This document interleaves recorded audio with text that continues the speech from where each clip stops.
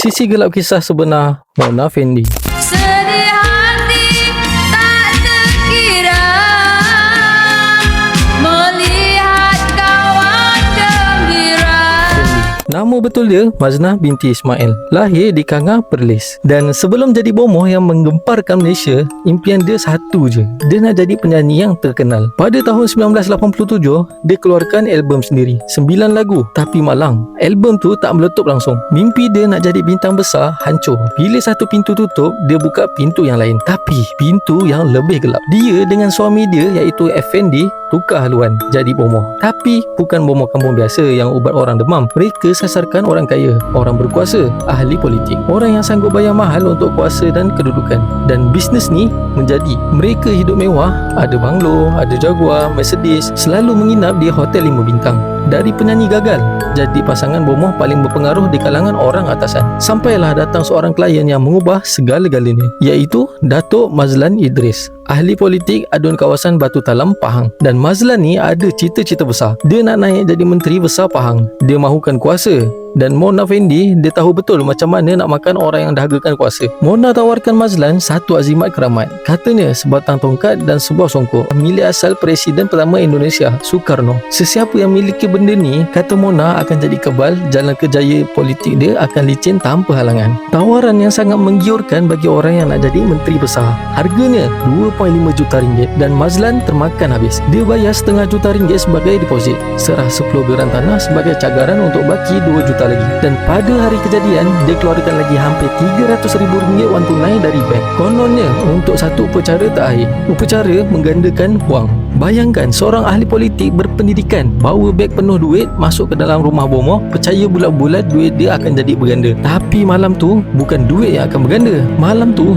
nyawa dia yang akan dibayar. 2 Julai 1993, sebuah rumah terpencil di Kampung Perwas, Ulu Dong, Raub, Pahang. Mazlan sampai dalam pukul 10 malam. Sekarang aku nak korang bayangkan betul-betul. Letak diri korang dalam kasut Mazlan malam tu. Dia disuruh tanggalkan pakaian, pakai sehelai kain je. Disuruh baring atas lantai dalam bilik upacara yang gelap. Mata dia ditutup dengan bunga. Dia tak nampak apa-apa. Dia cuma baring, dengar Mona bercakap, suruh dia tunggu dengan tenang. Tunggu duit jatuh dari siling. Tapi yang jatuh dari atas bukan duit. Dengan satu isyarat tangan dari suami dia Effendi, pembantu mereka seorang lelaki bernama Juraimi angkat sebilah kapak. Dan dalam keadaan Mazlan terbaring tak nampak apa-apa, Juraimi tetak leher dia.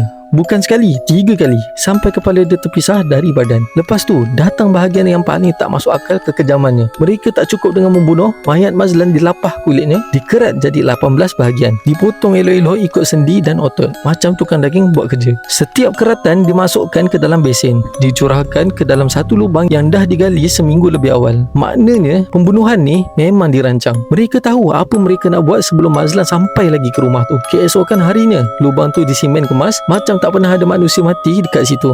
Dan kesemua ni bunuh, lapah, kerat, tanam selesai dalam masa 3,5 jam je. Dan 8 jam je lepas mereka kerat seorang manusia jadi 18 bahagian, Mona dengan suami dia dah keluar berbelanja. Seawal pukul 7.30 pagi, mereka dah berdiri depan bilik pameran kereta di Melaka. Beli Mercedes Benz, bayar cash walaupun kedai tu belum buka lagi. Dan dalam 10 hari lepas tu, mereka habiskan hampir RM300,000. Kereta, telefon, barang emas, belonggok-longgok. Dan tak cukup dengan tu, Mona Fendi dia pergi hospital buat pembedahan plastik selama 5 jam dengan harga RM13,000. Dia kerat muka orang, lepas tu pergi cantikkan muka sendiri. Aneh. Akhirnya kebenaran terbongkar bila Juraimi, si pembantu tu, ditahan polis atas kes lain. Satu demi satu cerita keluar. Polis korek lantai simen tu, jumpa 18 bahagian Mazlan tersusun dalam tanah. Ketiga-tiga mereka ditangkap dan dibicarakan. Dan di sinilah kisah-kisah legenda Mona Fendi yang kita selalu dengar sampai hari ini. Sepanjang pembicaraan, Mona berkelakuan macam dia seorang selebriti, bukan macam pembunuh.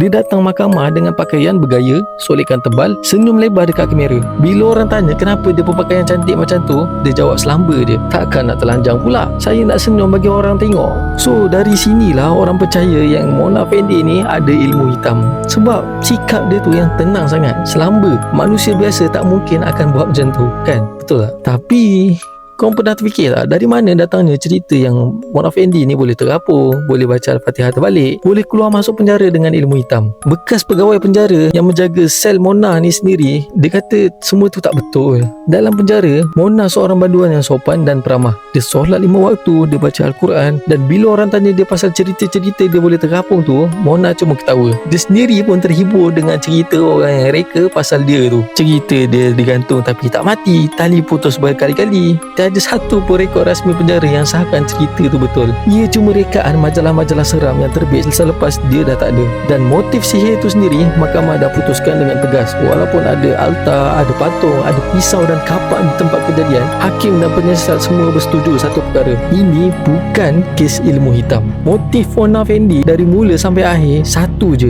duit. Dia bunuh Mazlan sebab nak rompak kekayaan dia. Itu je. Akhirnya pada pagi Jumaat 2 November 2001 di penjara Kajang, Mona Fendi, suaminya Effendi dan Juraimi digantung serentak. Dan sampai ke saat akhir dia dilaporkan tetap tenang. So selama ni kita takut dekat Mona Fendi sebab kita ingat dia ada kuasa gaib, ada sihir, ada kuasa syaitan. Tapi sebenarnya Mona Fendi ni tak ada kuasa apa-apa. Dia cuma seorang manusia biasa tapi gila sikit sebab sanggup pancung, lapar dan kerat sesama manusia jadi 18 bahagian. Semata-mata sebab nak beli kereta baru dan cantikkan muka tanpa rasa bersalah. Korang rasa kan apa sebenarnya yang buat seorang manusia boleh jadi sekejam ni? Lahir memang dah jahat atau dunia yang jadikan dia macam tu?